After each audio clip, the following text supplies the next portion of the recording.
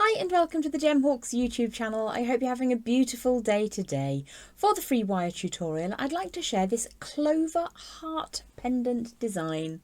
Now I've made that in bi-coloured wire just to give you a bit of a glimpse, but I'm going to be working in copper and antique bronze on the board. You're going to need 3 pear drop beads, which are drilled through from the top out of the bottom of the bead. Let's take a closer look at the project and then we can make it together. So here we have our Clover Heart Pendant. Today I'm working with dyed howlite in that beautiful turquoise colour, which I think teams really nicely with the warmer tones of antique bronze and copper wire, which is what we'll be working with today. In terms of the beads, and let me just pop the project up into the corner, I'll grab those beads.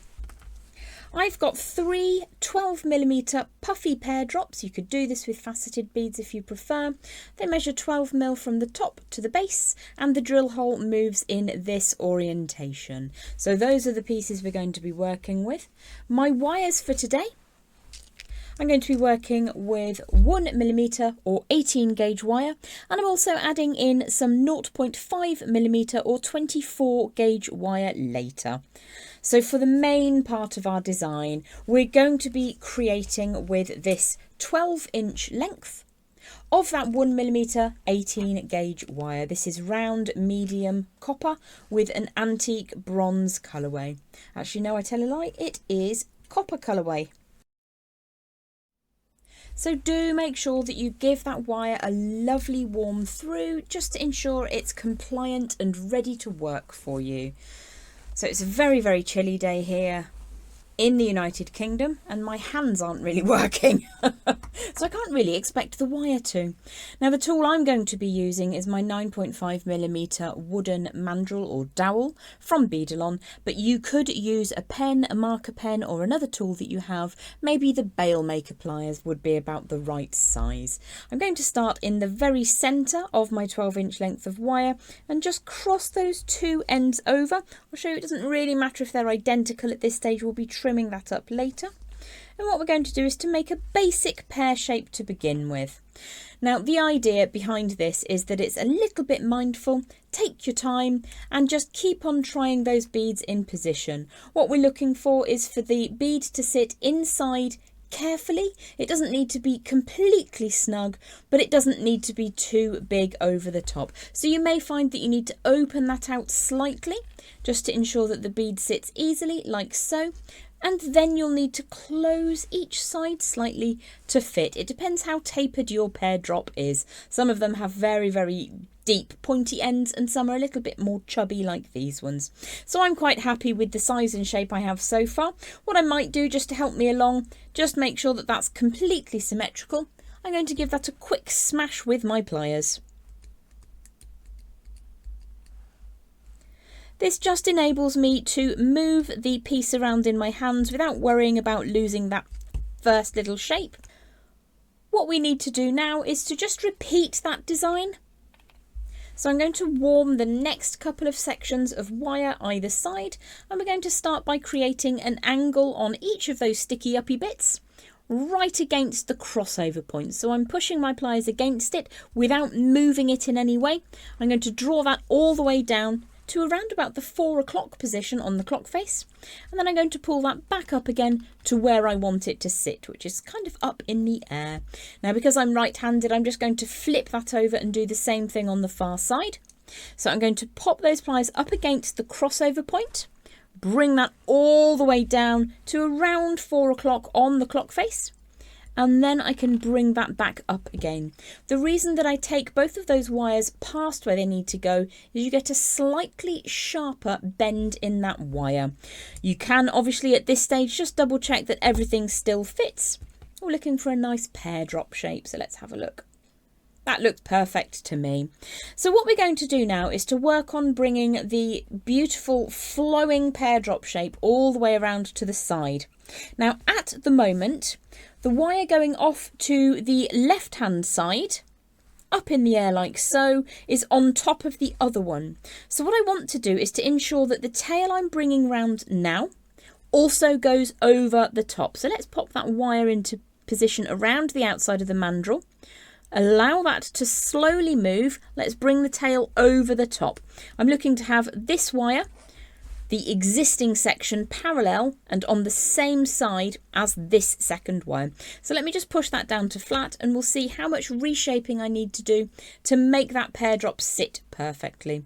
The size is okay, might be a little bit larger, but what I do need to do is bring it slightly closer to that crossover point. So I'm just going to open that wire up a little bit, get it to sit parallel for now, and then we'll try one of those beads in again. I think overall that's going to be fine. I just need to make sure that that's symmetrical. So I'm just going to pull a little bit with that mandrel to make sure I'm happy with the shape and size. And then I'm going to give that a quick squish with those pliers again, before I flip that over to the other side. Now on this side of the design, the wire that is sticking up to the left is on this side of everything else. So that's where I need to bring this tail that's on the right hand side. It will all become apparent as to why later. Let me just move this wire that's sitting underneath up and out of the way. So you can see that forms part of what is currently the left hand pear. The wire sticking out over to the right is coming from the central pear at the moment, and we want it to go on top of the design. So let's pop that mandrel back into position, spin the tail around and see how close we can get that to that first size. Might be a bit small, might be a bit large. Let's try one of those beads in position. Actually looks pretty decent, probably could be just slightly larger. And then I'm going to resight that crossover wire. Try that bead in one more time. And yes, I'm pretty happy with that shape as well. So let's give that a quick squish with the pliers just to set them. One thing that you will need to take care of at this stage is that they have a similar angle between each pair. So you might need to just very, very gently move that until it sits exactly right for you. Just take your time, slow down, and then obviously try the beads in position one more time. With this design, it's especially important to just slow down and take your time. Give yourself a few extra minutes just to ensure that each of those little looped sections are indeed the same size. Make sure that they sit at equal spaces and that they fit all of the beads that you're working with today. Do just take your time with this one. For the next part of the tutorial, we're going to ensure that these two sticky uppy bits of wire are exactly the same length. Mine are just a little longer than 2 inches, and I've ensured that both ends have got a lovely flush cut to them. We're going to make the heart shape now, and what we will do is use round pliers, or I'm going to use my memory wire finishing pliers to create a little spiral. To begin with, I'm going to complete one circuit. I'll do this on both sides, but I'll just show you on the one side, otherwise it gets boring. Once I've got that little circuit of wire ready to go, I'm going to give it a little bit of a squish just to make it nice and strong. And then I'm going to start rotating these around. Now, there are as many ways to create an open spiral as there are wire wrappers. So you do whatever makes you happy. I tend to move quite a small distance around that form, and really, really slowly, and in that way you can get a much neater, smoother, more repeatable finish. So I'll take that to the imaginary halfway line. If you imagine there's a direct line coming straight up the middle of that form, we're looking for the inside of the spiral just to nudge up against it, and then I'll do exactly the same thing on the other side. Do just take your time making sure that you're happy with the level of symmetry you're achieving. What I'm going to do, just to make my pendant last that little bit longer, is to start hammering a few of those key points. So I've already applied a little bit of hardening, and I've just popped the very lowest part of each of those loops onto the block.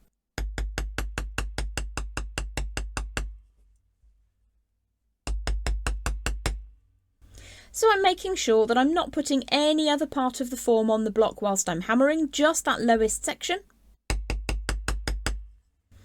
And I'll ensure that those are nice and flat and true. And then we're going to hammer the bit that we've just completed, which is that double spiral up at the top. And what we want to do is to try and keep that as close to touching, but not going over the top of one another.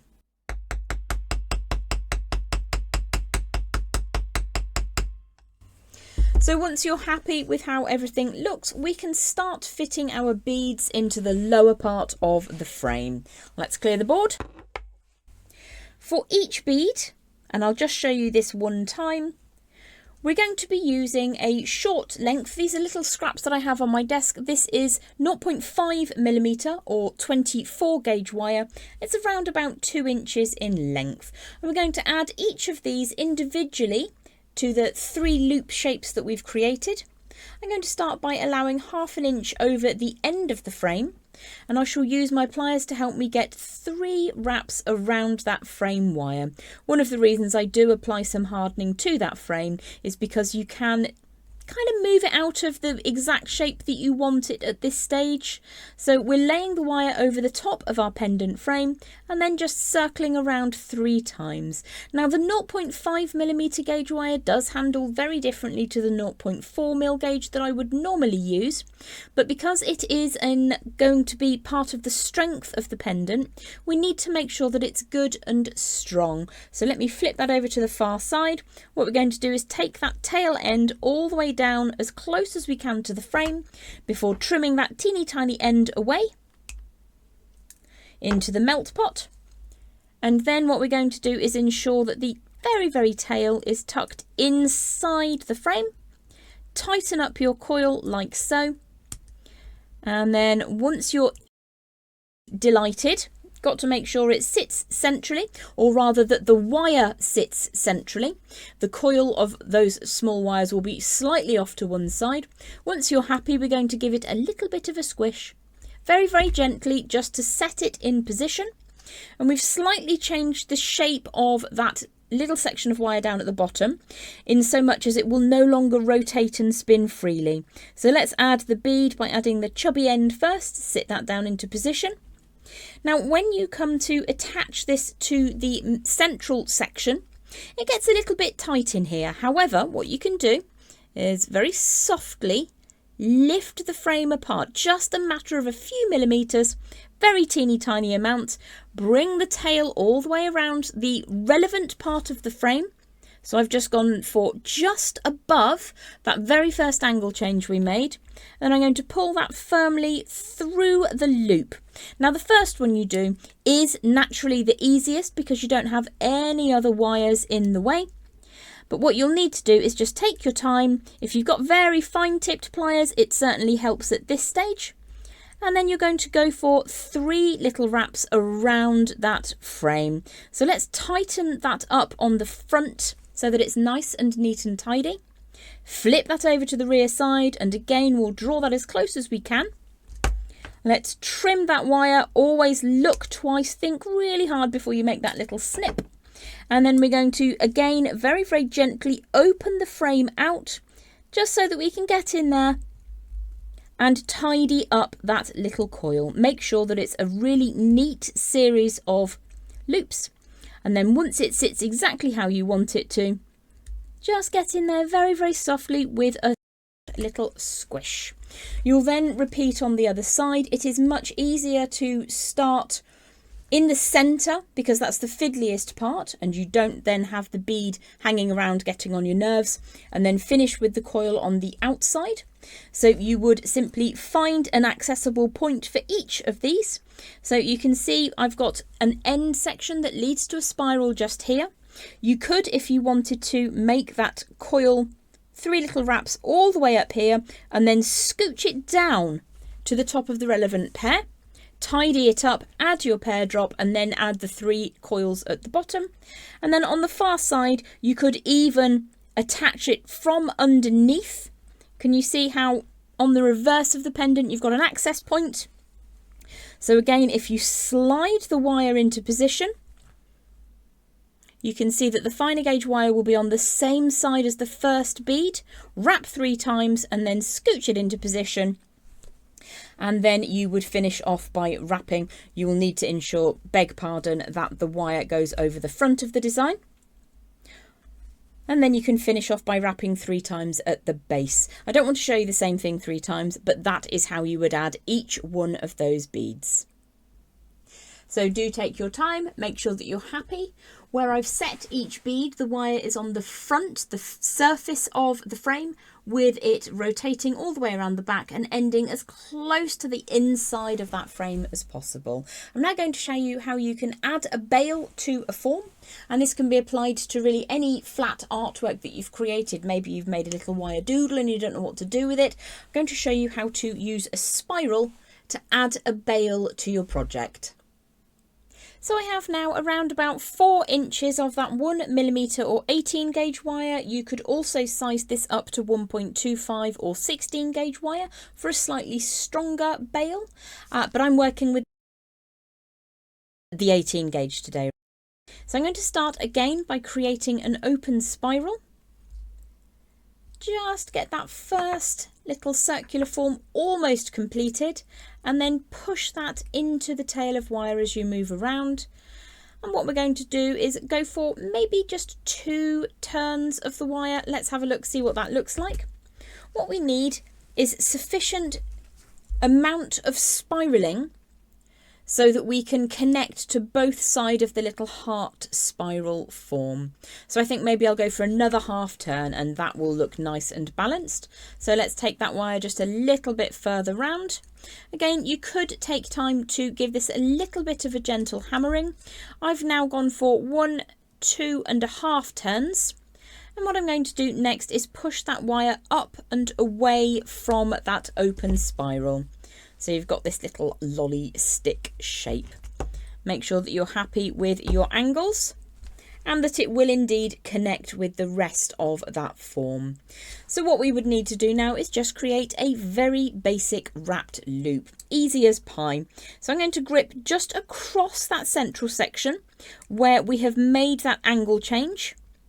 And I'm going to push the wire away at 90 degrees. So there's a small distance here of about 3mm. 18 gauge wire is 1mm across, so that should give us 2 to 3 wraps, and that's sufficient to act as a security measure. So let's grab my multi-step bail makers. And I think I'm going to use number 4 on the bail makers today, just to create a little loop. Bring that wire all the way around. You could make it smaller or larger to your taste, whatever you think you would prefer to see. If you are working with the 1.25mm or 16 gauge, it's a little bit tougher. So what we're going to do is very, very firmly, I might just give it a quick squish to strengthen it, very firmly grip across that circle and bring the tail of wire around the neck, just to tie off with a standard wrapped loop. And I think we'll probably get a second rotation in there. Tighten that little spiral up and you'll see that my loop is at 90 degrees to my spiral. Teeny tiny tail to cut away. Try not to stab yourself with it. Let's get that in the scrap pot. Now you may need, if you have grip issues, to grab a second set of flat facing pliers. Let's move that up out of the way, just to hold across the loop whilst you finish off. Can you see there's a teeny tiny sticky outy bit just catching in the light there? So we want to squish that until it sits flat without deforming the frame. And again, you may need to just tighten that spiral of wire up like so. And then you've got a really neat and tidy spiral with a wrapped loop. Now I think that's a slightly more attractive front face, so I'm just going to straighten this up, firmly pulling that into position. Either or, doesn't really matter, whatever makes you happy. And I'm just going to sit that down for a second to assess what I need to do next. So I released a video several years ago now about adding a bail onto a pre-existing form. So if you have made something as a piece of decorative artwork, but you then want to hang it or you want to wear it, you can add this bail on at any time. So I'm working again with that slightly stronger 0.5mm or 24 gauge wire, and I have roughly 5 to 6 inches here. What I'm going to do is take the central section of my lighter gauge wire and just thread it to the lowest point of my spiral. If I just put a bend in the wire, you'll be able to see exactly what I mean. So I've hooked on to the lowest part of that spiral. And because it's easier, I'm going to wrap around with the side on the open section of that spiral. So that's in good light today. Bring that all the way around and give maybe 3 or 4 wraps to begin with. Tighten that up so that there's no loose parts to your little spiral, and then ensure that that sits dead centre on the bottom of your spiral bail. You might need to use your nails or pliers, whatever it takes to make it sit neatly. Now on the right hand side here, my finer gauge wire is underneath everything. So what I need to do is to introduce that to the outermost spiral on the right hand side from underneath. Let's draw this side out of the way for a second, so that when I sit the spiral central to the heart design, you can see that sitting centrally above them. I can pinch those 2 items together, draw this tail of wire on the right hand side all the way around, and I'm going to ensure that that wraps very firmly my right hand heart spiral to the right hand side on the additional bail spiral. Now I'm going to go for 3 wraps around both the heart and the add-on a bail spiral, making sure that those 2 sections of spiral wire don't cross over. Let's just bring that up one more time inside the right hand of the heart spiral. Draw that over the top and back out of the way. Let's have a look. So let's bring that slightly into a darker section. You can see that that's been neatly tied together. Give that a bit of a squish. And then what I'm going to do, because I know that my 2 spirals are not sitting on top of each other, they're side by side. I know that that's all neat and tidy, and I can make that look really good. So you can choose whether you want to wrap the remainder of your wrapping wire either around the spiral or around the upper part of the heart, and I think today I'm going to take it around the upper part of the heart. In the demonstration piece I continued it on the spiral. It's entirely up to you, as long as you get 3 good wraps. Doesn't really matter which way it goes. So let's bring that through. Can you see how very different this 0.5 acts to my regular wrapping wire of 0.4? It's a little bit tougher, but that's because we want it to be a little bit tougher. So there's the 3rd wrap on the right hand of the heart. Push that all the way down as close as you can get it. You'll just trim that away. And then what I'm going to do is give it a squish and push that last tail section inside the frame, flip it back over, and you can see that's coming together. Now if I turn this over so it's upside down, you may need to just scooch things along, or you may need to go for an extra wrap, or maybe even 2 around the add-on a bail spiral, so that you can completely centralize it in between those 2 heart spirals. So it can take a few moments just to get everything sitting exactly how you want it to. You might need to just give that a bit of a tweak. Now you can see that if I were to pull this really hard, my spiral would come undone. I wouldn't lose my pendant, but it wouldn't look pretty, which is one of the reasons I suggest hammering this wire or going for that slightly heavier 1.25mm or 16 gauge wire. One of the reasons I haven't is because my wrists aren't quite there yet. It's quite a strong wire to wrangle, as is this 0.5 when you're using it for wrapping. I think I might even go for 1 more wrap around that spiral before I attach it to the other side of the heart. Let's draw that up with the pliers. Make sure that that's nice and neat. Concertina it up as close as you can get it. Your fingertips might take a beating today. I know mine are. And then I will take that tail, because my finer gauge wire is now over the top. I'll take it over the top of the other side of that heart spiral, and I'll go for 3 wraps between the spiral and the heart spiral, finishing with 3 wraps on the far side, cutting it as close to the inside of that frame as possible. I'll take a photo of this in a minute and leave it on the outro screen so you can take a look. So there's my finished pendant. I think I actually prefer it with the wire wrapping continuing on the heart. Anyway, you can have a look and you can make your own decision. You take care, have the most beautiful day, and I look forward to seeing you back on the Gemhawks YouTube channel very soon. Bye for now.